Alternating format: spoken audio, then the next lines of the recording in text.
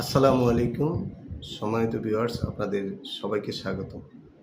আজকে আমার আলোচনার শিরোনাম যে জামাত নেতার চাঁদাবাজি। এই শুনলে অবাক হয়ে যাবেন। বিস্তারিত ঘটনাটি আমি আপনাদের সামনে তুলে ধরছি, আপনারা আমার সঙ্গেই থাকুন।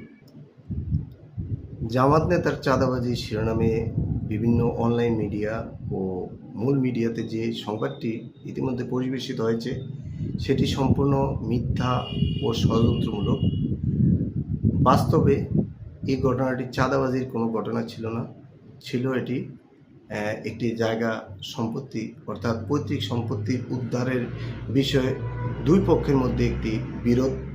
সেই বিরোধকে কেন্দ্র করে যে 11টি দোকানে তালা মারার যে ঘটনা ঘটে, সেই ঘটনাটিকে একটি কুচক্রী মহল জামায়াতে ইসলামীর কর্মী বা নেতার চাঁদাবাজি হিসাবে শিরোনাম করেছে বিভিন্ন মিডিয়ায়। কিন্তু আজকে এই মূল ঘটনাটা বিভিন্ন অনলাইন মিডিয়া সহ জাতীয় মিডিয়ায়ও এসেছে। আমি মূল ঘটনাটি আপনাদেরকে বলি।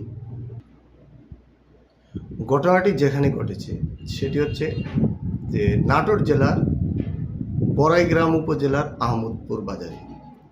উক্ত বাজারে দুটি পক্ষের মধ্যে জায়গা জমি সংক্রান্ত বিরোধ পূর্ব থেকে চলে আসছিল।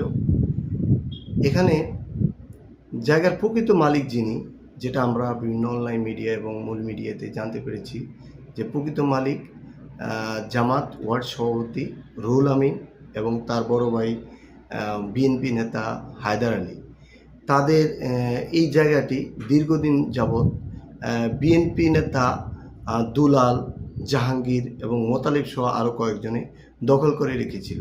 কিন্তু এই বিষয়টিকে নিয়ে গত শনিবার আপনার একটি বিচার সালিসের মাধ্যমে এটি সমাধান হওয়ার কথা, যেটি স্থানীয় থানা পুলিশও অবগত।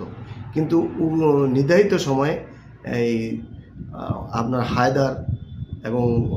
হায়দার রুহুল আমিন তারা উপস্থিত থাকলেও যারা দখল করে রেখেছে বিএনপি নেতা দুলাল, জাহাঙ্গীর, মোতালেব এরা আসেনি। আর এই বিষয়টিকে নিয়েই মূলত জটিলতার সূত্রপাত। পরবর্তীতে এই রুহুল আমিন, যিনি জামাত ওয়ার্ডের সভাপতি, তার বড় ভাই বিএনপি নেতা হায়দার এই ঘটনাটি ঘটান যে ওই তাদের জায়গার উপরে যে দোকানগুলো ছিল সেই দোকানগুলোতে তালা মেরে দেন।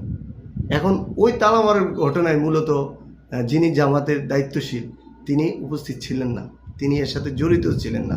কিন্তু পরবর্তীতে